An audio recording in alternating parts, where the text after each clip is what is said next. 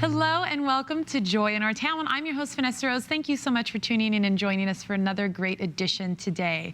Today we are speaking about health, and we are very honored to be joined today by Dr. Christa Korn, and she is a breast surgeon at Breast Care Center of Arizona. Thank you so much for joining us, Dr. Korn. Oh, you're welcome. I'm so honored to be here. Thank you for having me. Yes, it's a pleasure to have you, and I know that you do wonderful things in the world of breast surgery and helping cancer patients specifically. But before we get into more of the topics that we're discussing, maybe just share a little about yourself and your history and what you do. Okay. I am a breast surgeon, so I operate on all types of breast disease, including breast cancer, and diagnosis and treatment. And so my office is in Phoenix, Arizona, and I'm at the Breast Care Center of Arizona. And how long have you been doing that for? I've been doing surgery for 20 years. Wow. And I've been doing breast surgery pretty much only for the past 5 or 6 years. Okay. And so this is something, you've probably seen a lot of change then in the world of surgery and the world of breast cancer and a lot of developments, probably a lot of good things. A lot of good things. There's so much research going on in from everything from diagnosis to minimal treatment to trying to not overtreat, getting more correct diagnoses. It's changed so much in the past 20 years, it's like night and day. Wonderful. Well, that's a good thing, and hopefully more lives are being saved and more women are finding better health and doing better. So, absolutely. Absolutely. Wonderful. Well, thank you so much again for joining us and taking time out of your schedule to be here, Dr. Korn. And thank you so much at home for watching. As I mentioned, today we're discussing health, and our first topic is obtaining mammograms, breast cancer diagnosis.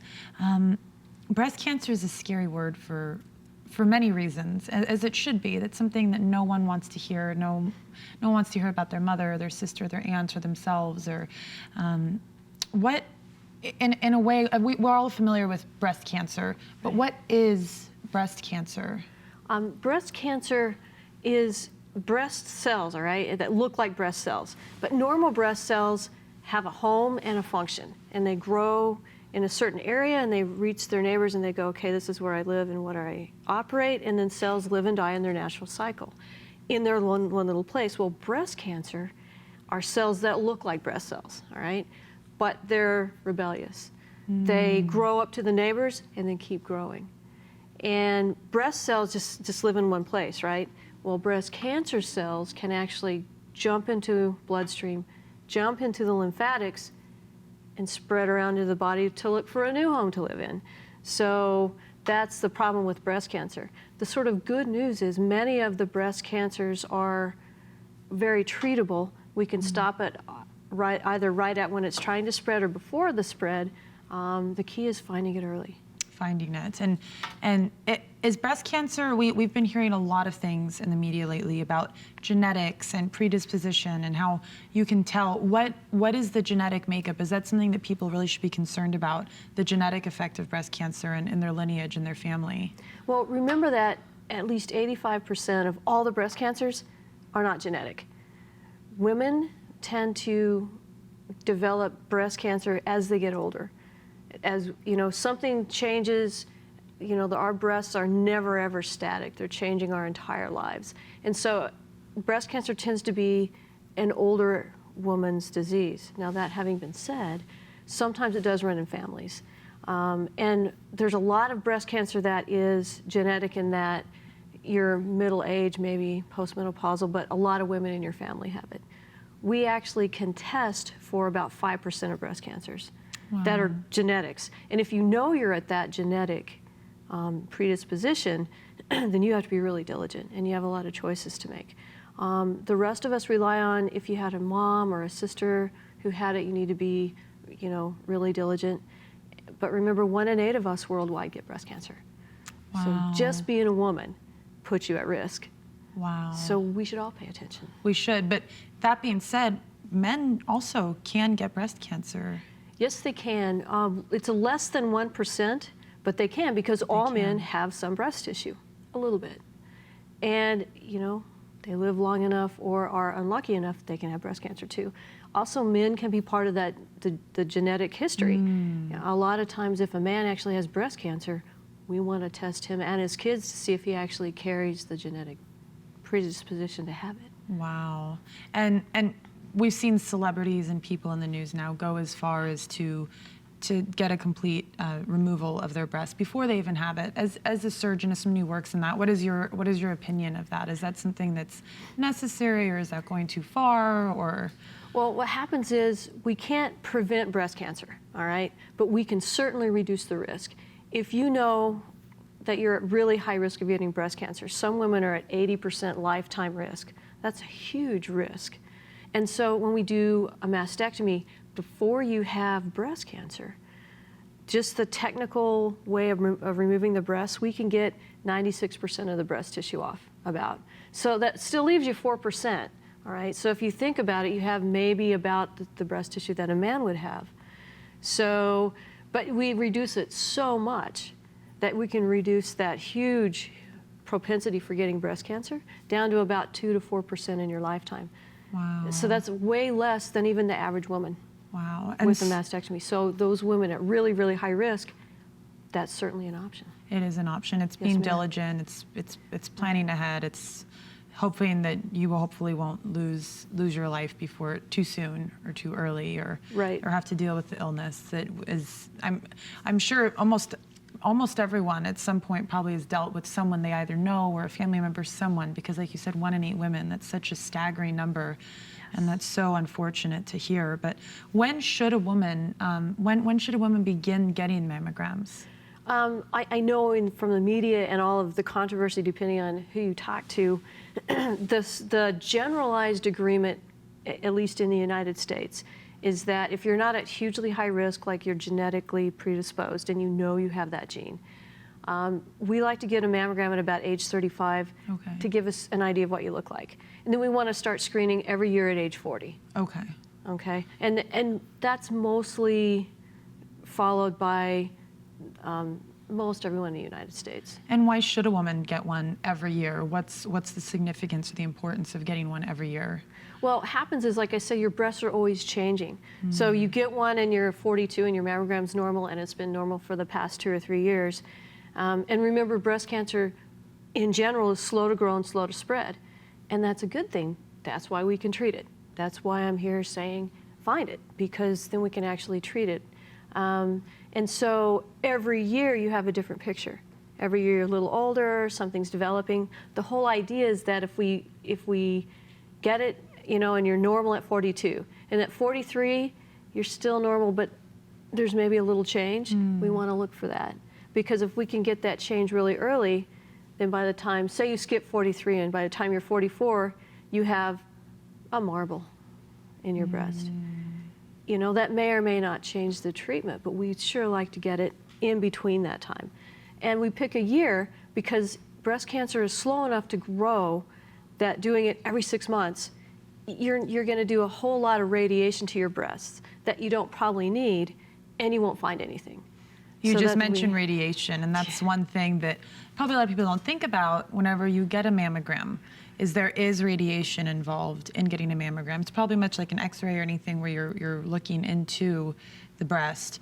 Is it a dangerous amount of radiation? Is it something that people should be cognizant of? Or? Well, now remember that radiation is a lifetime accumulation, all right? So we don't like to mammogram people in their 20s, because that's just, the breast cancer is really, really growing, and so that's hard on them. You can actually stimulate genetic changes in the breast tissue with that radiation, okay? So that's why we wait till the 30s. And again, that's why you go not every few months, once a year. Because one mammogram is about equivalent to 4 chest x-rays. Wow. So chest x-ray is the lowest dose of radiation x-ray that we have to give to people, all right? And so there are about 4 of those. Wow. So you wanna ride that wave between figuring something out, finding out that you're normal or not with the minimal amount of radiation over a lifetime. And what else is available then? Why would you not choose another method for breast cancer screening? Well, we've been trying for years, to make it better. The problem that we've had is that the mammogram is the best bang for the buck. Okay, it shows the most, and although all of the other studies also show kind of it's like taking different pictures. You had sepia, or you have black and white, and then you add color. So it's a different way of looking at the breast. The mammogram has panned out over all these years to show the most abnormalities at the smallest compared to all the rest of the studies, and fewer overcalls. Remember, every time you take a picture, it shows something. 80% of the time, that's nothing. Wow. You know, so we're taking all these pictures to find things that we don't even need to know about. So you take the mammogram, it's like a cake, all right? And you add ultrasound.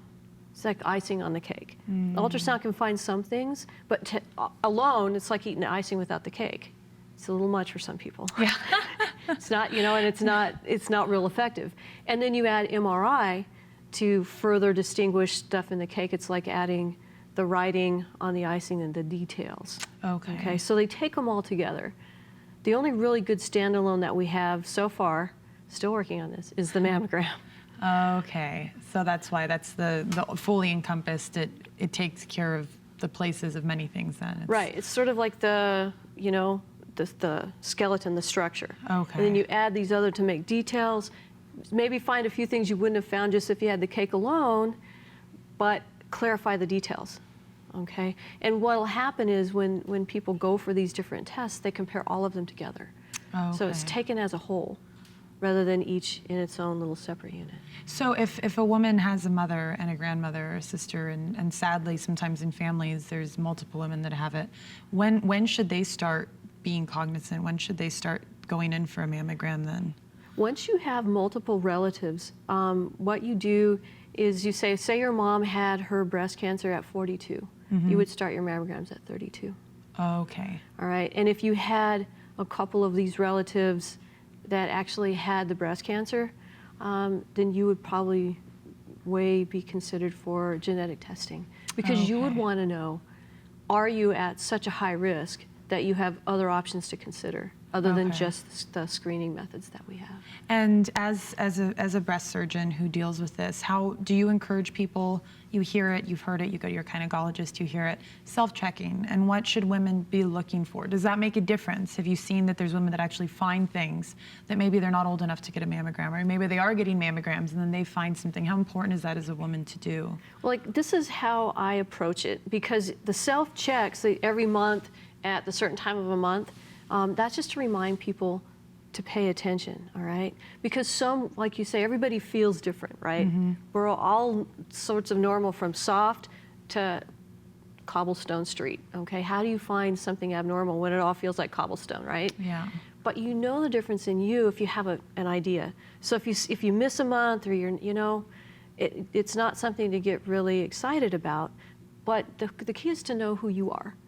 Just like if you got a sore throat, right? And you can feel the lumps in your throat and the lymph nodes swell up, and you go, wow, there's this big thing here.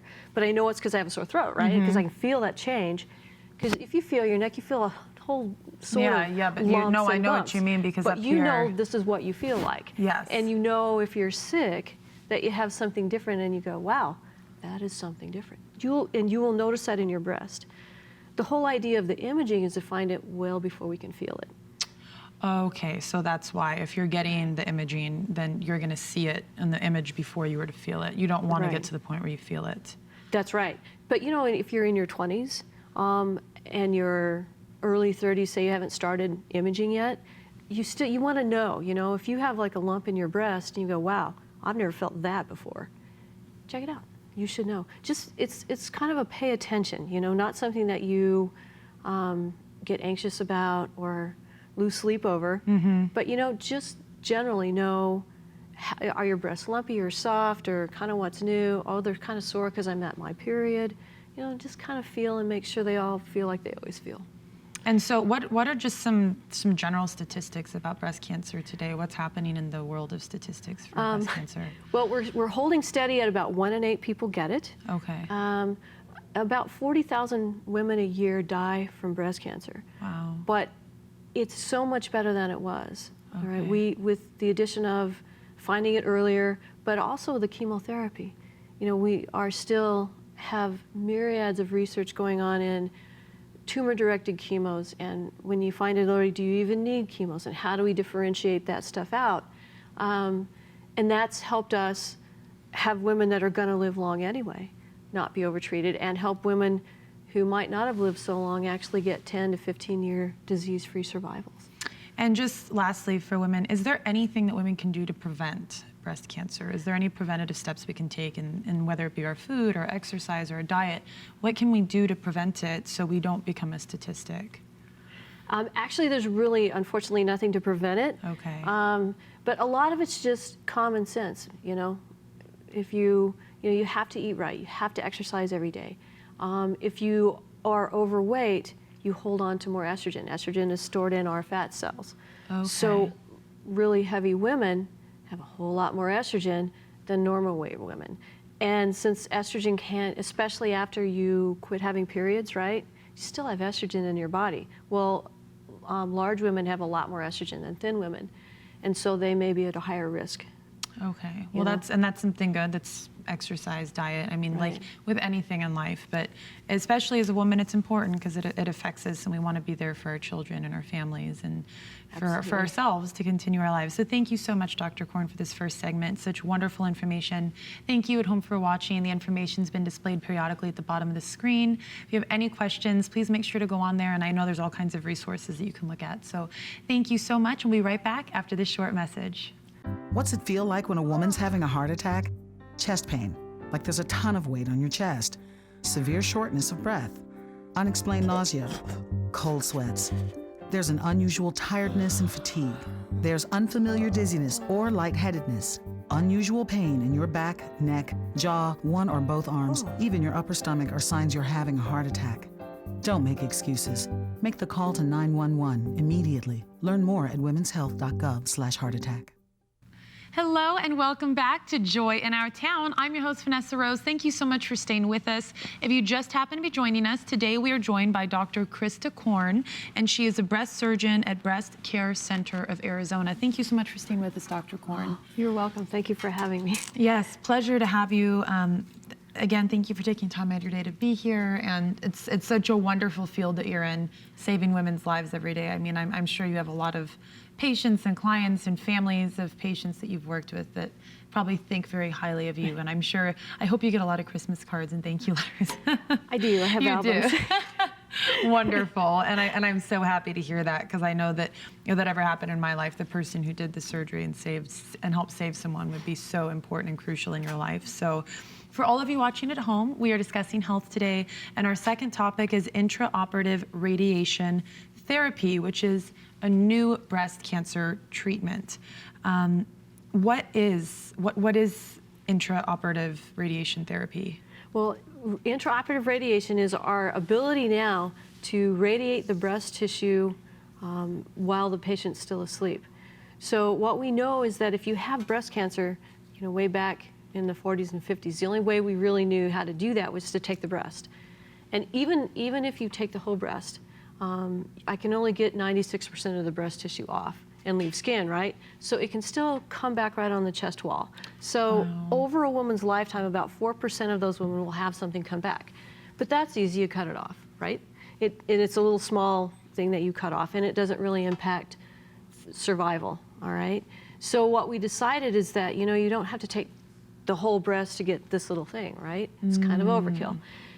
So they said, well, we can take this out, get the whole thing out, right? And then they discovered that even if you got everything out, it would still come back about half the time. And they said, well, wait, I don't understand that. So they added radiation. So if you radiate the breast tissue, and literally radiation just damages the breast tissue, it just kind of beats it back into submission. And so it allows us to take that little tumor out, right? Make sure there's no roots left, and then radiate. And if you do that, the recurrence rate is about the same as a mastectomy, except now you save breast. You should save size, shape, symmetry. It should look great without taking the whole breast, right? Or reconstruction or plastic surgery. And so we said, gosh, we're radiating a ton of extra tissue to get this one little spot. And then technology finally caught up in the early 2000s to where we could put this little device in your breast, right, and then radioactive seed. So you could actually, instead of radiating everything, radiate just this area where the tumor is, right? And so that was great, except it takes 5 days. You have your little have kind of a drain hanging out. Okay. And it's still better than 5 weeks of whole breast radiation. Yes. A lot nicer on the person, easier to treat, you know, but it still takes 5 days with this thing hanging out, and then they pull it out. And so we said, well, gosh, why can't, if we can shrink down, right, the radiation from 5 weeks to 5 days, Yeah. you know, why can't we shrink it down from 5 days to 1 shot? Wow. Okay. And so what we waited for was the technology, and the intraoperative radiation is electronic radiation. Okay, the external beam and the seeds are all radioactive. So the intraoperative is electrons, which is X-ray. Okay, so it's a low energy, not radioactive, little tube that we put in. So I put the little device in. So now you come in, you have your tumor out just like normal, right? Wow. And I get the roots. Uh-huh. Make sure there's nothing in lymph nodes. You get 2 little cuts. And then I put the little radiation device in the breast tissue while I'm right there. I can put a plate on the Wow. chest wall. I can wrap the tissue around the little device. So I know exactly where the radiation is going to hit. It can miss skin, chest, ribs, muscle, everything, because I'm right there controlling all that. And then in 12 minutes, you have 12 the minutes same from radiation 5 as weeks 5 to days. 12 minutes. Yes. Same dose. Wow. Right. How incredible. And whenever you get radiation on the full breast, does it have an effect on the breast or the feel or the skin or anything of that nature? Yes. So what happens is with full breast radiation, the reason it takes 5 weeks is the skin can only take so much damage, and radiation damages the skin. It completely makes your collagen not work well. Wow. So a lot of, and you know, again, then you have this genetic tendency on how do you heal? Do you heal with like no scarring, a little scarring? So when the radiation hits, you have this year of, you know, brown shoe leather Really? skin because of all the sun. It's like getting a sunburn and never coming in out of the sun. You know, you let it blister and let it be really bad sunburn. And then you let that heal over the year. So a lot of women end up with thickened skin. Some women actually end up with some breast shrinkage. It kind of, over a couple of years, it draws up just from all of the damage that's done. And you couldn't really kind of predict that right up front, and you wouldn't see it 2 months after the radiation, but you see it 2 years after the radiation. Because it kills the collagen, so Right. it stops producing collagen is what makes us young and what keeps us Right. free from wrinkles, and that's something people don't Absolutely. talk about really. No, That's- the full breast radiation has its effects. It absolutely does. And then you have a little chronic pain. Okay. Anywhere the radiation hits, you can have 0 to some chronic pain, no matter how we radiate it. So that's why we want to make it as small an area as possible, you know? And so the whole idea of radiating you from the inside out is you miss the skin.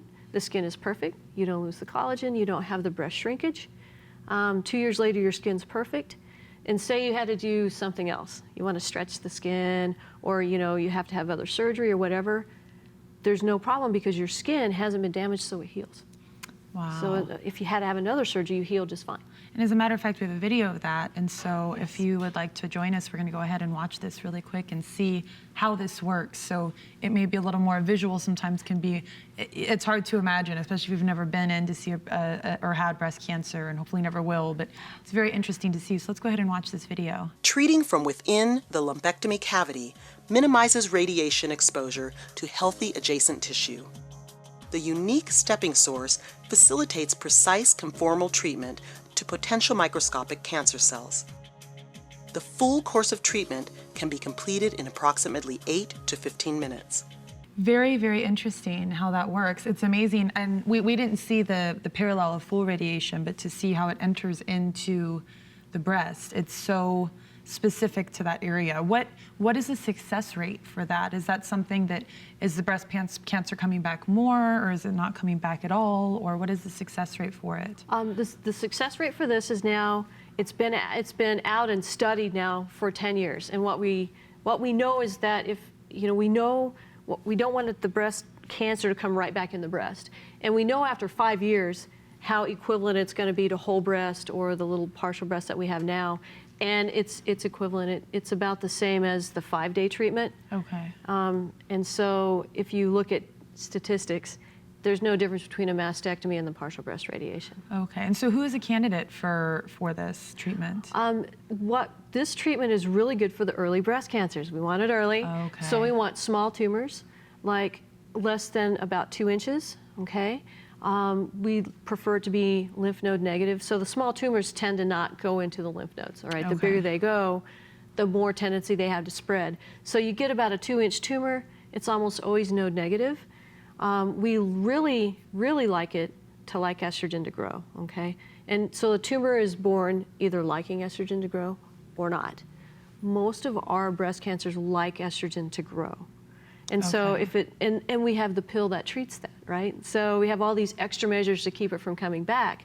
So the older women, slower tumors, smaller tumors tend to be perfect for this.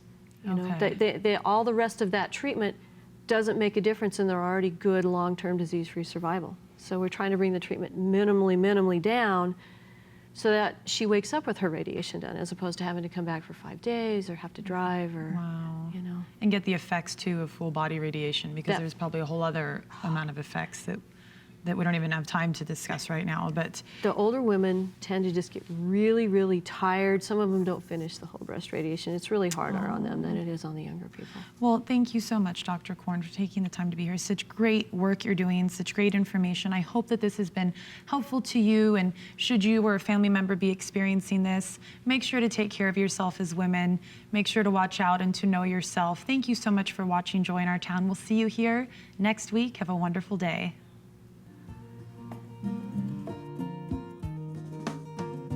This program has been sponsored by the Trinity Broadcasting Network and is made possible by your telethon dollars. Your continual support can keep Joy in Our Town coming to your home every week. Write to Joy in Our Town, Post Office Box A, Santa Ana, California, 92711.